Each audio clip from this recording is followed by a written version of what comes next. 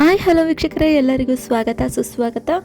ಇವತ್ತಿನ ಒಂದು ವಿಶೇಷತೆ ಏನಂದರೆ, ಬಿಸಿ ಬಿಸಿಯಾಗಿ ಮನೆಯಲ್ಲಿ ಬಿಸಿಬೇಳೆಭಾತ್ ಮಾಡಿಕೊಂಡು ಅದಕ್ಕೆ ಖಾರ ಬೂಂದಿ ಹಾಕ್ಕೊಂಡು ತುಪ್ಪ ಬೆರೆಸ್ಕೊಂಡು ತಿಂತಾ ಇದ್ದರೆ ಆಹಾ, ನಿಜವಾಗ್ಲೂ ಹೇಳ್ತೀನಿ, ಬಿಸಿಬೇಳೆಭಾತ್ ಅದ್ಭುತವಾಗಿರುತ್ತೆ. ಬನ್ನಿ ನೋಡೋಣ ಬಿಸಿಬೇಳೆಭಾತ್ ಯಾವ ರೀತಿ ಮಾಡೋದು, ಅದಕ್ಕೆ ಬೇಕಾಗಿರೋ ಇಂಗ್ರೀಡಿಯೆಂಟ್ಸ್ ಏನು, ಪದಾರ್ಥ ಏನೇನು ಬೇಕಾಗುತ್ತೆ ಅಂತ ನೋಡೋಣ. ಮೊದಲಿಗೆ ನಾನು ಬೀನ್ಸ್, ಕ್ಯಾಪ್ಸಿಕಮ್, ಕ್ಯಾರೆಟ್, ಟೊಮೊಟೊ, ಈರುಳ್ಳಿ, ಕೊತ್ತಂಬರಿ ಸೊಪ್ಪು ಮತ್ತು ಪುದೀನ ಹಾಗೆ ಕರಿಬೇವಿನ ಸೊಪ್ಪನ್ನ ಬಳಸ್ತಾ ಇದ್ದೀನಿ. ಇಷ್ಟು ತರಕಾರಿ ತೊಗೊಂಡಿದ್ದೀನಿ. ಇನ್ನು ಬಿಸಿಬೇಳೆಭಾತ್ಗೆ ಮಸಾಲೆ ಸಹ ನಾವು ರುಬ್ಕೋಬೇಕಾಗತ್ತೆ. ಮಸಾಲೆ ರುಬ್ಕೊಳ್ಳೋದಕ್ಕೆ ನಾನು ಸ್ವಲ್ಪ ಕೊತ್ತಂಬರಿ ಸೊಪ್ಪು, ಪುದೀನ ಹಾಗೆ ಕೊಬ್ಬರಿ ಸಹ ತೊಗೊಂಡಿದ್ದೀನಿ. ಸ್ವಲ್ಪ ತೊಗೊಂಡ್ರೆ ಸಾಕು. ಇನ್ನು ಶುಂಠಿ ಮತ್ತು ಬೆಳ್ಳುಳ್ಳಿ, ಶುಂಠಿಯನ್ನು ನೀಟಾಗಿ ಸಿಪ್ಪೆ ತೆಗೆದು ಸಣ್ಣ ಸಣ್ಣದಾಗಿ ಹೆಚ್ಚಿಟ್ಕೊಂಡಿದ್ದೀನಿ ರುಬ್ಬಕ್ಕೆ ಈಸಿ ಆಗಲಿ ಅಂತ. ಹಾಗೆ ಬೆಳ್ಳುಳ್ಳಿ, ಹಾಗೆ ಖಾರಕ್ಕೆ ಹಸಿಮೆಣ್ಸಿನ್ಕಾಯಿ ಹಾಕ್ಕೊಳ್ತಾ ಇದ್ದೀನಿ. 3 ಹಸಿಮೆಣ್ಸಿನ್ಕಾಯಿ ಹಾಕ್ಕೊಳ್ತಿದ್ದೀನಿ. ನಿಮಗೆ ಖಾರ ಜಾಸ್ತಿ ಬೇಕಾದರೆ ಹಾಕ್ಕೋಬೋದು. ಇನ್ನು ಸ್ವಲ್ಪ ನಾವು ಮಸಾಲೆ ಐಟಮ್ ಸಹ ಬೇಕಾಗುತ್ತೆ, ಅಂದರೆ ಅಡುಗೆಗೆ.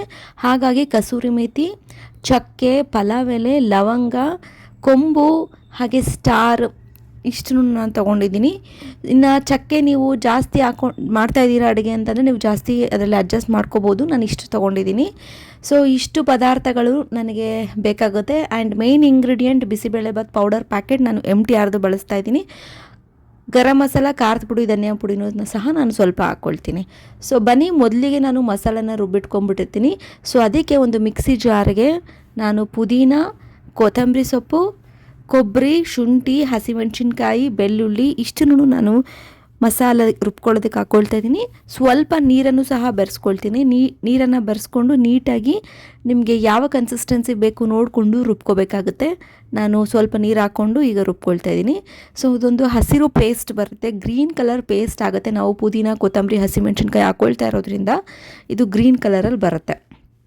ಇನ್ನು ಬಿಸಿಬೇಳೆಭಾತ್ ಮಾಡ್ಕೊಳ್ಳೋದಕ್ಕೆ ಬೇಳೆ ತುಂಬ ಮುಖ್ಯ. ಹಾಗಾಗಿ ನಾನು 1 ಲೋಟ ತೊಗರಿ ಬೇಳೆನ ತೊಗೊಳ್ತಾ ಇದ್ದೀನಿ. ನೀಟಾಗಿ ಇದನ್ನು ತೊಳ್ಕೊಂಡು ವಾಶ್ ಮಾಡಿಕೊಂಡು ಇದಕ್ಕೆ ನೀರನ್ನು ಹಾಕ್ಕೊಂಡು ನಾನು ಇದನ್ನು ನೀಟಾಗಿ ನುಣ್ಣಗಾಗಬೇಕು, ಆ ರೀತಿ ನಾನು ಇದನ್ನು ಬೇಯಿಸ್ಕೊಳ್ತೀನಿ. ಯಾವ ರೀತಿ ಬಿಸಿಬೇಳೆಭಾತ್ ಮಾಡ್ಕೊಳ್ಳೋದಕ್ಕೆ ಬೇಳೆ ಬೇಯಿಸ್ಕೊಳ್ತೀವಿ ಅನ್ನೋದು ತುಂಬ ಮುಖ್ಯ ಆಗುತ್ತೆ.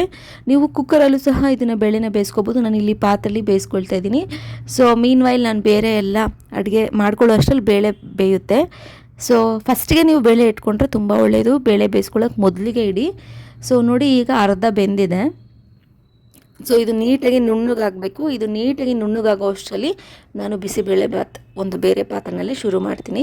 ನೋಡಿ ಬಿಸಿಬೇಳೆಭಾತ್ ಮಾಡ್ಕೊಳ್ಳೋದಕ್ಕೆ ಒಂದು ಪಾತ್ರೆ ತೊಗೊಳ್ತಾ ಇದ್ದೀನಿ. ಈಗ ಇಲ್ಲಿ ನಾನು ಎಣ್ಣೆ ಹಾಕ್ಕೊಳ್ತಾ ಇದ್ದೀನಿ.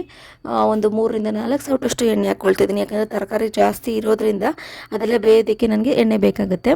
ಈಗ ಚಕ್ಕೆ, ಪಲಾವ್ ಎಲೆ, ಸ್ವಲ್ಪ ಸಾಸಿವೆ, ಹಾಗೆ ಸ್ಟಾರು, ಲವಂಗ, ಕೊಂಬು ಇದೆಲ್ಲನೂ ಸಹ ನಾನು ಹಾಕ್ಕೊಳ್ತಾ ಇದ್ದೀನಿ. ಇದಾದ ಮೇಲೆ ನಾನು ಕಸೂರಿ ಮೇಥಿ ಹಾಕ್ಕೊಳ್ತಾ ಇದ್ದೀನಿ, ಒಂದು ಸ್ಮೆಲ್ ಚೆನ್ನಾಗಿರುತ್ತೆ. ಹಾಗೆ ಸ್ವಲ್ಪ ಕರಿಬೇವಿನ ಸೊಪ್ಪು ಹಾಕ್ಕೊಳ್ತಾ ಇದ್ದೀನಿ. ಕರಿಬೇವಿನ ಸೊಪ್ಪು ಹಾಕ್ಕೊಂಡು ನೀಟಾಗಿ ಅದು ಚಿಟ ಅಂತ ಪಟ ಅಂತ ಸಿಡಿದ ಮೇಲೆ ನೆಕ್ಸ್ಟ್ ನಾನೀಗ ಈರುಳ್ಳಿ ಹಾಕ್ಕೊಳ್ತಾ ಇದ್ದೀನಿ. ಈರುಳ್ಳಿ ನಾನು 1 ಈರುಳ್ಳಿ ತೊಗೊಂಡಿದ್ದೀನಿ, ಅದನ್ನು ಹೆಚ್ಚಿಟ್ಕೊಂಡಿದ್ದೀನಿ. 1 ಈರುಳ್ಳಿ ಹಾಕ್ಕೊಂಡು ಕ್ಯಾಪ್ಸಿಕಮ್ ಹಾಕ್ಕೊಂಡ್ರೆ ತುಂಬ ಅಡುಗೆಗೆ ರುಚಿ. ಬಿಸಿಬೇಳೆಭಾತಿಗೆ ತುಂಬ ಕ್ಯಾಪ್ಸಿಕಮ್ ಹಾಕ್ಕೊಳ್ಳೋದು ಹೋಟೆಲ್ ಸ್ಟೈಲಲ್ಲಿ ಹಾಕ್ಕೊಳ್ತಾರೆ. ನೀವು ಇನ್ಮೇಲೆ ಬಿಸಿಬೇಳೆಭಾತ್ ಮಾಡೋ ಆಗಿದ್ದರೆ ಕ್ಯಾಪ್ಸಿಕಮ್ ಹಾಕ್ಕೊಳ್ಳಿ, ಒಳ್ಳೆ ರುಚಿ ಇರುತ್ತೆ. ಇದಾದಮೇಲೆ ನೀಟಾಗಿ ಸ್ವಲ್ಪ ಫ್ರೈ ಆಗಲಿ, ನೀಟಾಗಿ ಮಿಕ್ಸ್ ಮಾಡ್ಕೊಳ್ಳಿ. ಇದಾದ ನಂತರ ನಾನೀಗ ಸ್ವಲ್ಪ ಕೊತ್ತಂಬರಿ ಸೊಪ್ಪು, ಪುದೀನನ ಸಣ್ಣದಾಗಿ ಹೆಚ್ಚಿಟ್ಕೊಂಡಿದ್ದೀನಿ, ಇದನ್ನು ಸಹ ಹಾಕ್ಕೊಳ್ತಾ ಇದ್ದೀನಿ. ಆ್ಯಂಡ್ ಕ್ಯಾರೆಟ್ ಹಾಕ್ಕೊಳ್ತಾ ಇದ್ದೀನಿ. 1 ಕ್ಯಾರೆಟ್ ಏನು ತೊಗೊಂಡಿದ್ದೆ, ಸಣ್ಣದಾಗಿ ಹೆಚ್ಚಿಟ್ಕೊಂಡಿರುವಂತಹ ಕ್ಯಾರೆಟ್ನ ಸಹ ಹಾಕ್ಕೊಳ್ತಾ ಇದ್ದೀನಿ. ನೀಟಾಗಿ ಮಿಕ್ಸ್ ಮಾಡ್ಕೊಳ್ಳಿ. ನೀಟಾಗಿ ಅದು ಫ್ರೈ ಆಗಬೇಕು.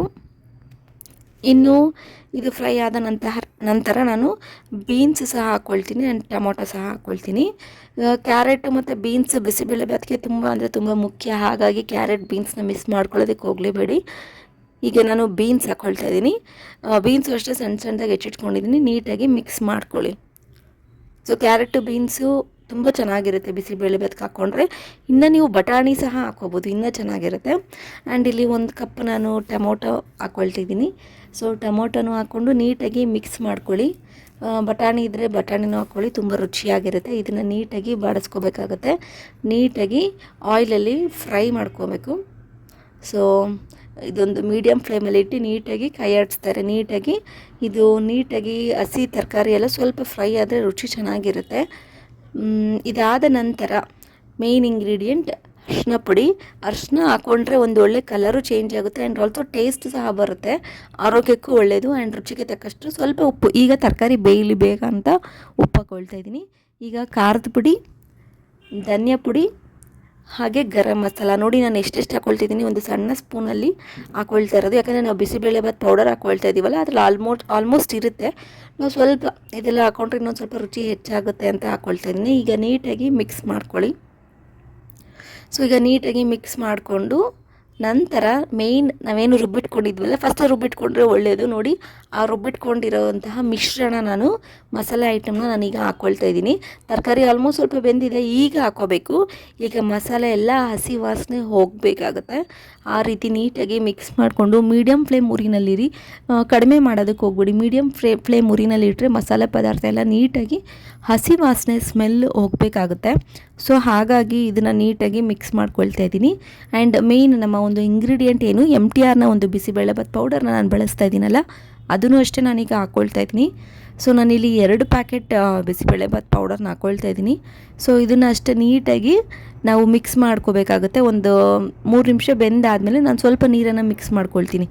ಈಗ ಅಕ್ಕಿ ಎಷ್ಟು ಬಳಸಬೇಕು, ನಾನು 1 ಲೋಟ ಬೇಳೆಗೆ ಅರ್ಧ ಲೋಟದಷ್ಟು ಅಕ್ಕಿ ಹಾಕ್ಕೊಳ್ತಾ ಇದ್ದೀನಿ. 1 ಲೋಟ ಬೇಳೆಗೆ 1 ಲೋಟ ಅಕ್ಕಿ ಹಾಕಿದ್ರೆ ಯಾವತ್ತೂ ಚೆನ್ನಾಗಿರಲ್ಲ. ಈ ಒಂದು ನಿಮಗೆ ಮೆಜರ್ಮೆಂಟ್ಸ್ ಗೊತ್ತಿರಬೇಕು, ಅಳತೆ ಪ್ರಮಾಣ ಗೊತ್ತಿರಬೇಕು. 1 ಲೋಟ ಬೇಳೆಗೆ ಅರ್ಧ ಲೋಟದಷ್ಟು ಅಕ್ಕಿ, ಇದನ್ನು ನೀಟಾಗಿ ತೊಳ್ಕೊಂಡು ಹಾಕ್ಕೊಳ್ತಾ ಇದ್ದೀನಿ. ಬೇಳೆ ಪ್ರಮಾಣ ಯಾವತ್ತೂ ಡಬಲ್ ಇರಬೇಕು, ಜಾಸ್ತಿ ಇರಬೇಕು. ಈಗ ಅಕ್ಕಿನ ಹಾಕ್ಕೊಳ್ತಾ ಇದ್ದೀನಿ. ಅರ್ಧ ಲೋಟ ಅಕ್ಕಿ ನೀಟಾಗಿ ವಾಶ್ ಮಾಡಿ ಇಟ್ಕೊಂಡು ಹಾಕ್ಕೊಳ್ತಾ ಇದ್ದೀನಿ. ನೀಟಾಗಿ ಮಿಕ್ಸ್ ಮಾಡ್ಕೊಳ್ಳಿ. ಸೊ ನೀಟಾಗಿ ಮಿಕ್ಸ್ ಮಾಡ್ಕೊಂಡಾದಮೇಲೆ ಈಗ ನೀರನ್ನು ನೀವು ಬೆರೆಸ್ಕೋಬೇಕಾಗತ್ತೆ. ಸ್ವಲ್ಪ ಅದು ಕುದಿ ಬಂದ ನಂತರ ನೋಡಿ, ಈಗ ಕುದಿಯೋಕ್ಕೆ ಸ್ಟಾರ್ಟ್ ಆಗ್ತಾಯಿದೆ ಅಂತ ನಿಮಗೆ ಗೊತ್ತಾದ ಮೇಲೆ ನೋಡಿ, ಈಗ ನೀಟಾಗಿ ಲೈಟಾಗಿ ಕುದೀತಾ ಇದೆ ಅಲ್ಲ, ಈಗ ನೀರನ್ನು ಹಾಕ್ಕೊಳ್ತಾ ಇದ್ದೀನಿ. ಅದೇ ಒಂದು ಲೋಟದಲ್ಲಿ 4ರಷ್ಟು ನೀರು ಹಾಕ್ಕೊಳ್ತಾ ಇದ್ದೀನಿ. 3 ಲೋಟದಿಂದ 4 ಲೋಟದಷ್ಟು ನೀರು ಹಾಕ್ಕೊಂಡು ಈಗ ರುಚಿಗೆ ತಕ್ಕಷ್ಟು ಉಪ್ಪನ್ನು ನಾನು ಕಲ್ಲುಪ್ಪು ಬೆರೆಸ್ತಾ ಇದ್ದೀನಿ. ಕಲ್ಲುಪ್ಪು ಒಂದು ರುಚಿ ಕೊಡುತ್ತೆ, ಹಾಗಾಗಿ ಪುಡಿ ಉಪ್ಪನ್ನು ಹಾಕ್ಕೊಳ್ಬಹುದು, ಬಟ್ ಕಲ್ಲುಪ್ಪು ತುಂಬ ರುಚಿ. ಸೊ ಹಾಗಾಗಿ ರುಚಿಗೆ ತಕ್ಕಷ್ಟು ಉಪ್ಪನ್ನು ಬೆರೆಸಿ ಈಗ ನೀಟಾಗಿ ಕುದಿ ಬರಬೇಕು. ನೋಡಿ ಅಕ್ಕಿ ಈಗ ಎಷ್ಟು ಬೆಂದಿದೆ. ಈಗ ತಾನೇ ನೀರು ಹಾಕಿರೋದ್ರಿಂದ ಅಕ್ಕಿ ಸ್ವಲ್ಪ ಬೆಂದಿದೆ ಅಷ್ಟೇ. ಅನ್ನ ನೀಟಾಗಿ ಅರಳಬೇಕು, ಅಕ್ಕಿ ನೀಟಾಗಿ ಬೇಯಬೇಕು, ಚೆನ್ನಾಗಿ ಕುದಿ ಬರಬೇಕು. ಹೈ ಫ್ಲೇಮ್ ಇಡಿ. ಈಗ ಹೈ ಫ್ಲೇಮ್ ಇಟ್ಟು ನೋಡಿ, ಈಗ ಕುದಿ ಬರೋದಕ್ಕೆ ಸ್ಟಾರ್ಟ್ ಆಗ್ತಾ ಇದೆ. ಈಗ ನೀವು ಕುದಿ ಬರ್ತಾ ಇದೆ ಅಲ್ಲ, ಈಗ ನೀವು ಮೀಡಿಯಮ್ ಫ್ಲೇಮ್ ಮಾಡಬೇಕಾಗುತ್ತೆ. ಸೊ ಈಗ ನೀವು ಮೀಡಿಯಮ್ ಫ್ಲೇಮ್ ಮಾಡಾದಮೇಲೆ ಇದು ನೀಟಾಗಿ ಅನ್ನ ಆಗಬೇಕು, ಅಂದರೆ ಅಕ್ಕಿ ಕಾಳು ನೀಟಾಗಿ ಬೇಯಬೇಕಾಗುತ್ತೆ. ಈಗ ನೀವು ಮೀಡಿಯಮ್ ಫ್ಲೇಮಲ್ಲಿ ಇಟ್ಬಿಟ್ಟು ನೀಟಾಗಿ ಇದೊಂದು 5ರಿಂದ 10 ನಿಮಿಷ ಬೇಯೋದಕ್ಕೆ ಬಿಡಬೇಕು. ಅನ್ನ ನೀಟಾಗಿ ಆಗಬೇಕಲ್ಲ. ಸೊ ಹಾಗೆ ಹುಣಸೆ ಹಣ್ಣಿನ ನೀರು, ಇದೊಂದು ಸೀಕ್ರೆಟ್. ಬಿಸಿಬೇಳೆಭಾತ್ ಮಾಡೋದಕ್ಕೆ ಹುಣಸೆ ಹಣ್ಣಿನ ನೀರು ತುಂಬ ಮುಖ್ಯ ಆಗುತ್ತೆ. ಅದನ್ನು ಅಷ್ಟೇ ನಾನು ನೆನೆಯೋಕೆ ಇಡ್ತಾಯಿದ್ದೀನಿ. ಈಗ ಸ್ವಲ್ಪ ಇದು ಅನ್ನ ಅಕ್ಕಿ ಕಾಳು ಬೇಯೋ ಅಷ್ಟರಲ್ಲಿ ಅದು ನೆನೆಯುತ್ತೆ ಹುಣಸೆ ಹಣ್ಣಲ್ವ. ಅದಾದಮೇಲೆ ನೀಟಾಗಿ ಹುಣಸೆ ಹಣ್ಣನ್ನು ಕಿವುಚ್ಕೊಂಡು ನೀರು ಮಾಡಿಕೊಂಡು ಅದನ್ನು ಅಷ್ಟೇ ಮಿಕ್ಸ್ ಮಾಡ್ಕೊಳ್ತೀನಿ. ಅದಕ್ಕೂ ಮುಂಚೆ ನೋಡಿ, ನಾವು ಬೇಳೆ ಬೇಯೋದಕ್ಕೆ ಇಟ್ಟಿದ್ವಲ್ಲ, ಅದು ಮೇಯ್ನು. ಆವಾಗಲಿಂದ ಬೇಳೆ ಬೇಯೋಕ್ಕಿಟ್ಟು ಈಗ ಈ ರೀತಿ ಇಷ್ಟು ಫುಲ್ಲು ನುಣ್ಣಗಾಗಬೇಕು. ಬೇಳೆ ಯಾವತ್ತು ಫುಲ್ಲು ನುಣ್ಣಗಾಗಿ ಬೆಂದ್ರೇ ಅದೊಂದು ರುಚಿ.